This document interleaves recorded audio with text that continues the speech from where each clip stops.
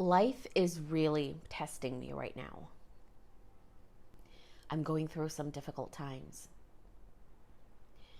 Some days are tougher than others. But what this has taught me is that I'm really strong. I have the strength to get through everything. And I'm tapping here to remind me of that. I choose to step into my strength even more now. I have unlimited strength within me.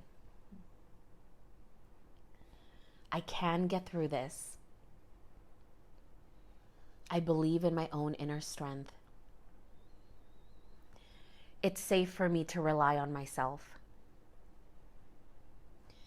And I deeply and completely love and accept myself.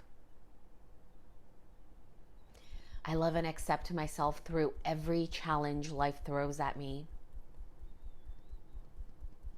I have confidence in myself. And no matter what is happening, I know I will be okay.